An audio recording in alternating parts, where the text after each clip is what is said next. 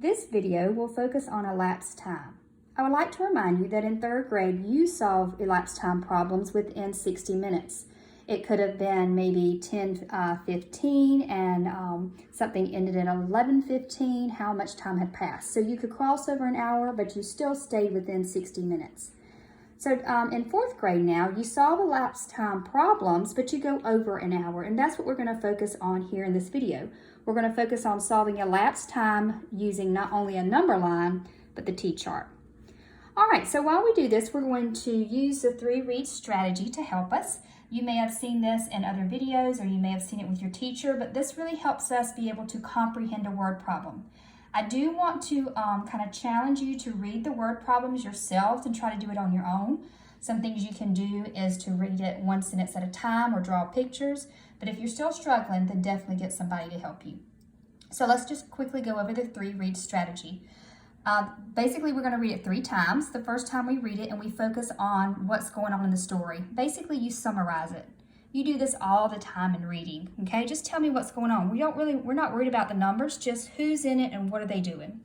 The next time we reread it and we focus on the numbers and the relationship between the numbers. This is a great place too to even draw pictures or jot down notes. And then finally, we look at the question and we try to answer, and what we do is not try to, but we definitely answer that question. So when we read it the first time, we are going to just kind of ignore the question, okay?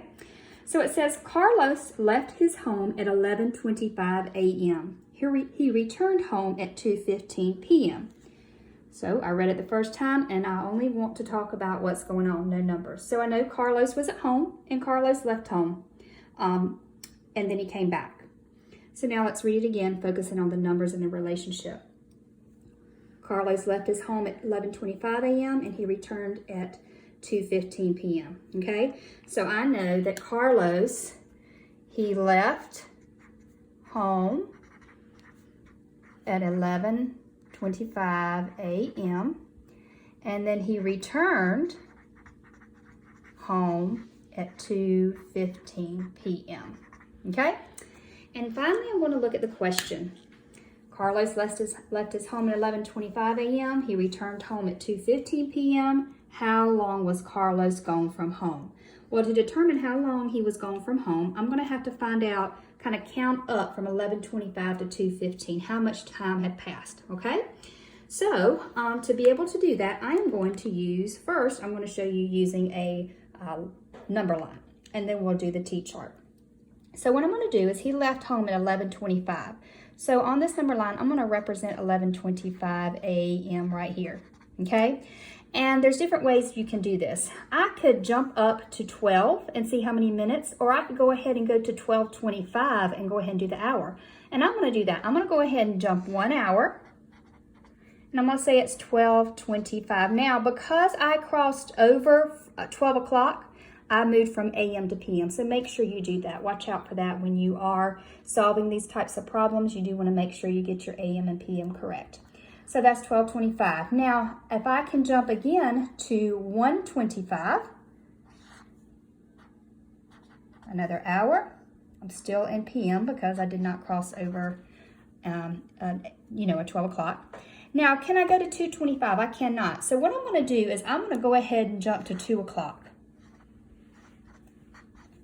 And I know that if I go from 1:25 to 1:30, that's 5 minutes. And then from 1:30 to 2, that's 30 minutes. So that's going to be 35 minutes. And then I'm going to go from 2 to 2:15. All right, which is 15 minutes. So I can see here that I have 2 hours. And then I can come down here and add 35 and 15. And I can see that that gives me 50 minutes. So the answer to my problem should be 2 hours and 15 minutes.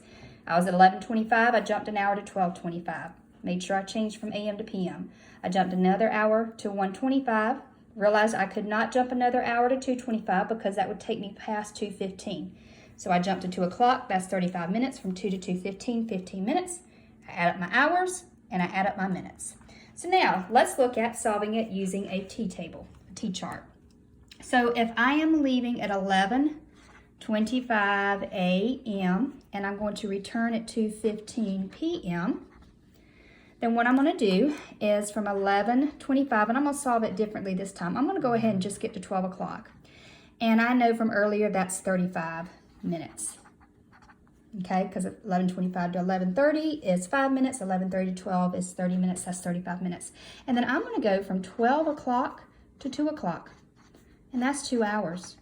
And then from 2 o'clock to 2:15 is 15 minutes. So now I've got my 2 hours. And earlier I realized 35 plus 15. If I'm at 35, add on my 5, that takes me to 40. Add on my 10, takes me to 50 minutes. All right, so in this video, you got to see how to solve elapsed time word problems with going over an hour using a number line and a T-chart. Now you're going to try some on your own.